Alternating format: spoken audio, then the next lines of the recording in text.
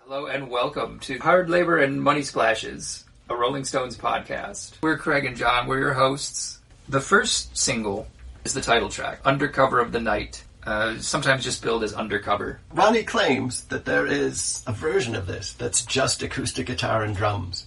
Yeah. Which I've never seen, I've never heard. If anyone knows about this or has it, let's bring it out. I think you can hear this. I've heard some different mixes of this on YouTube. They're not great, but, they're bootlegs or whatever. Not that I condone bootlegging, but it's out there. I don't know if I've heard that particular version. I've also heard other people make reference to that. I think, I want to say it was Jack White who said that the White Stripes used to do an acoustic version of that, and they probably cribbed that from that idea. The song is, Mick has said later, largely, he said he didn't steal it, but it's largely influenced by William Burroughs.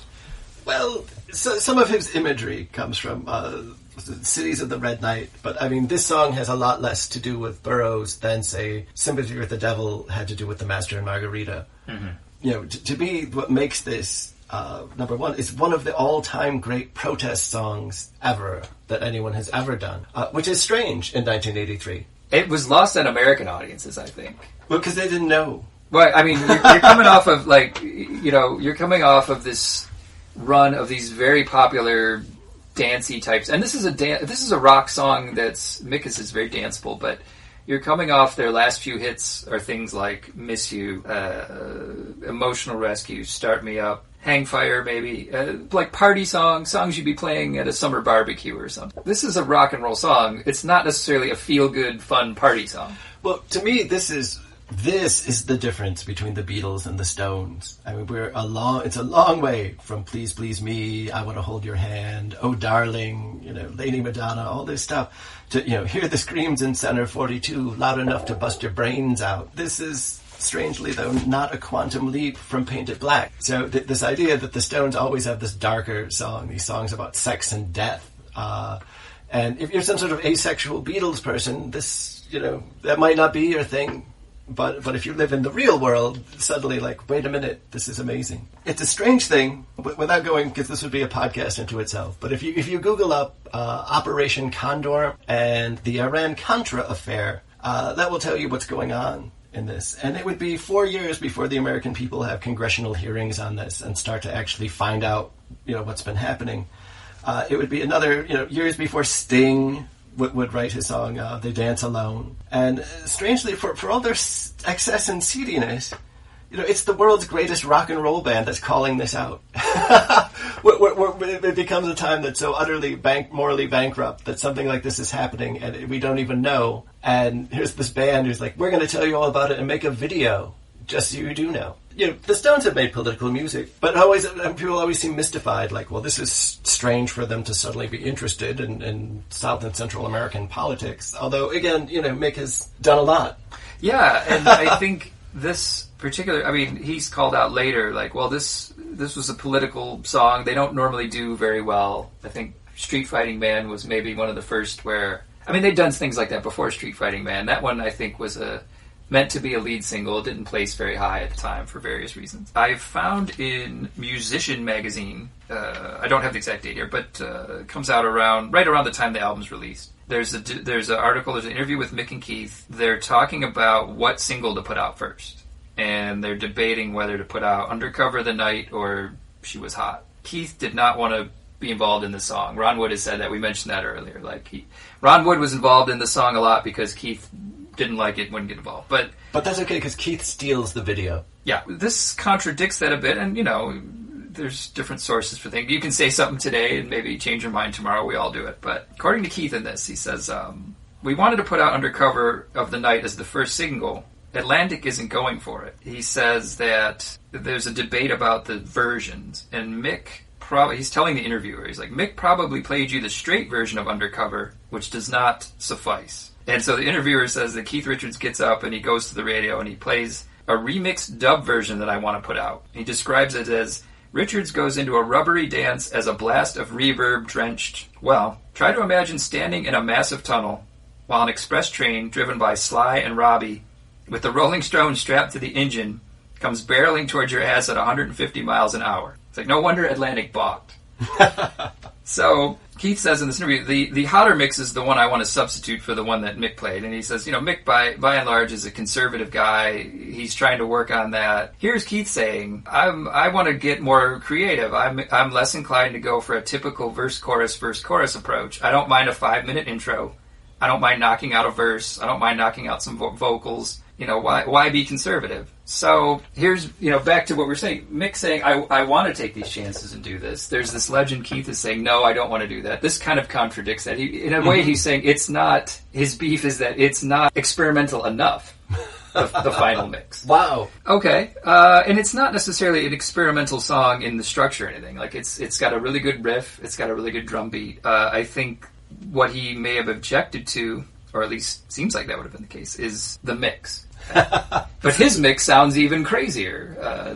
This is I've never heard to hear that mix. I've never heard that mix. I mean, I don't know if there's a way to definitively hear like what mix he had in mind there, but there's also a version with Wyman on bass somewhere again that I've never heard. There's a lot of different bootlegs out there. I've heard some official remix, like the 12-inch remix and stuff like that, but I've never heard the definitive this is the one Keith was talking about that he played that day.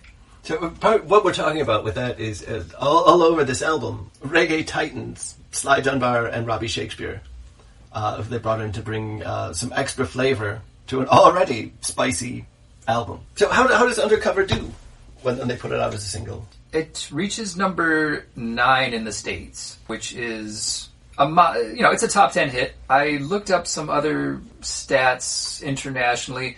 I think the highest I found was maybe in the Netherlands. It gets to number 4 or something. So it's a top 5, but in many places a top 10 to a top 20 hit. Now, this is something I think is totally unfair, and you'll hear us talk about this a lot in different points in history. The idea of the Rolling Stones having a, quote, a slump, and then they suddenly come back. If you're going up against Thriller, Michael Jackson, his most powerful album ever, and you have a top 10 single, I don't call that a slump. Lots of people never make it that far. And I wonder, too, how much of that is American critics at the time, because I don't know that this supposed slump, if it did happen, is happening. If anything, I think their stock is rising in other countries at this time. Sure. I mean, and it continues to do so, from this point forward. All these markets that never had access to them from the 60s and 70s and early 80s start getting access to them. And we'll find out here that this album in particular, especially in Central and South America, really goes over because this message resonates and starts a whole movement based on this. There's, in some places you couldn't listen to rock and roll. I mean, you couldn't hear it at one point, but like you literally could be put in jail or something in some of these countries. And it's around the world. Yeah, and the reach starts to go there. The other thing you could say is that really evocative of how good a song is? I mean, this is an age-old argument, I mean, there's been a lot of top 10 and number 1 hits that in the one-hit wonder bin today, and some of their greatest songs probably weren't released. I mean, some of the songs that are classic Rolling Stone songs were never chart hits because they weren't released as singles. This is a really great point. But for me, the chart position, if you're claiming there's a slump, the numbers never support that, ever in the whole history of the group to this very day. If you're talking about a creative thing, this is the Rolling Stones at the apex of their power up to this point in their history. This is so much great stuff is happening in this one album. And they'll get better. But by the time they put out a bigger bang, that's my second favorite album. The treats are coming. There's still more treats around the corner. So the song itself is a political corruption, violence. References are very specific. Ideological genocide happening, south of our borders, and sponsored by a lot of people you might think are good people. And again, save that for Google. Wrapped up in a really good Keith riff that may or may not be Keith's. Let's he's gonna, in the video it certainly looks like his. I think it's probably a Mick riff with some 80s style production to it. You could see the timpani drum plays a big part in the mix. There's a great beat by Charlie, but there's also some drum machine put on. There's a lot of layers put onto this. And you'd mentioned this earlier, but Ron Wood has said there's an acoustic version of this that he thinks is the version. He's like, I know that Mick's version of the song was the final glossed up version that everybody hears, but in his notes he said that himself and Charlie and Mick worked on these great acoustic versions and percussion based versions that were in his mind much better. It's like if Hollis Brown were done by voodoo shamans you'd have this ultimate protest song. So it's the lead-off single. I also, one more thing I want to say is, I think the hook, I don't know if you call it the chorus, but there's the hook underneath it that I always thought was underrated. I think it leaned on maybe like a Miss You type chorus a little bit. I always thought that was a little underrated. And after only one day on sale, Undercover, as it's called, has already gone gold. That's 100,000 copies sold, proving to the cynics that even though he's on the wrong side of 40, lead singer Mick Jagger is still on the top. It charts, I think, by, the second single is going to come out pretty early on in 1984. It starts strong. It's, you could say, a top 10 hit, a top 5 in some places. It doesn't necessarily have a lot of legs as a top 100 or a top 40 song. The video, as you mentioned, was they hired Julien Temple to do the video. I don't know if we wanted to cover videos specifically in one section or... Well, probably what we need to mention is with everything going on in the world, somehow people find reasons to be like, oh, the Rolling Stones, that's too extreme, that's too naughty, that's too something. So this video is banned. Yeah. Outright. Is it... the BBC, I think, banned it. The BBC banned it. Is MTV... I think demand a re-edit, maybe? Or they did the thing where they could air it after like 10 p.m. or something. Which seems silly now because to see the video, it's not necessarily that graphic. And there are 2 versions. Yes. Okay, now the version that I always remember, footage of the Stones playing in a club, miming to the song. There's a pair of what I would guess would be high school kids on a couch. And they're watching the real video. There's a young man and a woman. The guy wants to make out with this girl on the couch or something. He keeps turning the TV back to the Stones playing in a club. She's rolling her eyes at him, and when he's not looking, she'll turn the video back to another video, which is a reenactment of what's happening kind of in the song, where Mick Jagger plays some sort of political fixer. It's some sort of character who's on the wrong side of someone. A young lady who, if I remember right, I think I looked this up, who later starred in Predator with Arnold Schwarzenegger. I think it's the same actress. So she plays... It's set in Central America. She has to go to Mick Jagger's character. Mick plays 2 characters, if I remember this right. He's some sort of political activist who's locked up. Then he plays another guy who she hires to try to rescue him. There's a lot of Keith Richards with a skull mask who's... Now, was he in a priest outfit or something? Well, he's sort of running like a death squad and abducting one of the Micks. Mick, the fixer, as it were, gets shot by Keith toward the end and dies. I think there's a scene where maybe there's a political assassination. But again, it's not like Scarface or anything. Someone's not getting chainsawed. There's violence. It's not too much blood. There's violence to be sure, but it's... Now we would say this was banned for political content. Okay, but again, to give you an idea of how conservative 1983 was, 1984. So we saw Eurythmics had one of the top 10 songs. And when they came over to be the musical guest on Saturday Night Live, Annie Lennox was stopped by customs and was not let into America until she could, quote, prove that she was a woman. Because somehow the idea that perhaps if she was a lad... dressed up like a boy dressed as a woman in male drag. It's too much to... It's mind-bending. It's bending the mind thinking about it. But that somehow, if she were to come and sing on television in this state, that it would somehow do something irreparable harm to the American people or the youth of America. And, we've got so much space to go with rights and freedom. But back then, you couldn't even come in. This was considered too outrageous. Annie Lennox with short hair was a danger to that America. Was going to shut the country down. So yeah, so sure, they're threatened by the Stones. Why on earth did you choose to put such scenes of explicit violence into what after it's just a promo for your new single? Why? It's a film which goes with our new single, which is about the video follows the song. It's about political repression. It's about violence. I noticed we all got your reactions when the violent bits come. We never actually saw it. You were just going, shaking your head. We're not trying to dress it up and trying to sell the record with, advertising cliches. We wanted to make something that was about the song.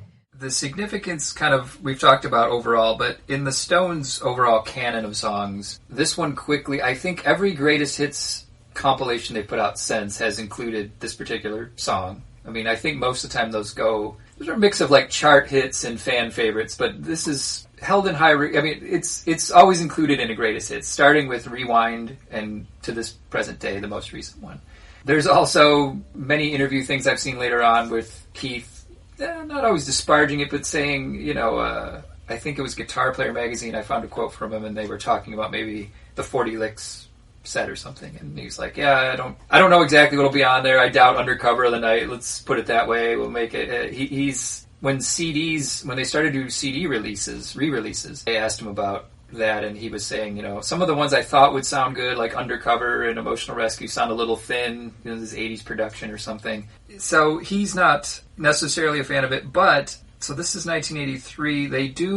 The next time they tour is 89, Steel Wheels, and it is included on the tour. I don't know if there was some sort of push and pull about what to include, if they have we've learned later they have lists, and Mick has to usually, and Chuck Leavell and whoever have to sit down and do this. But it's played pretty heavily on that tour. And you may have seen other sources have claimed, well, it was never ever played live, and it is not actually true. They, early on in Voodoo Lounge tour of 1994, they were playing it. I think they dropped it pretty early on. It comes back, the tour we saw, 2002, 40 Licks, they played it, and it made some appearances. And I think it's an outtake in the Martin Scorsese, nice. In the Shine a Light. I don't think it's in the actual finish, but I think like on the deleted scenes or something they do a version. So to the band themselves, I don't know how much they, other than Mick, give it too much credit. Although according to the Rolling Stones book that came out in the, I think, early 2000s, Ron Wood always had a lot of nice things to say about it, and it's definitely got significance, as we're going to talk about later, this and the album. But if nothing else, it always stands as one of their most badass songs. That's probably a way to say it. I mean, we've given it a very intellectual spin here, but I mean, you could just put this on. It's kind of like some other things. Like, to me, it's comparable in a way to like "Can't You Hear Me Knocking?" And I'm not saying it's as good a song, but I'm saying that intro. If you know that's coming up, just turn your speakers up. Yes. You know what I mean? And just let that intro blast through, and let that riff kind of carry through. And if you're finding a political meaning and enjoying the lyrics, fine. But to your point, it's a great just rock and roll song altogether. So, and a great lead off to the album. Thanks for joining us for this episode of Hard Labor and Money Splashes, the podcast dedicated to the world's greatest rock and roll band, the Rolling Stones. Follow us on Twitter, Instagram, and YouTube. Email us at hardlabormoneysplashes@gmail.com.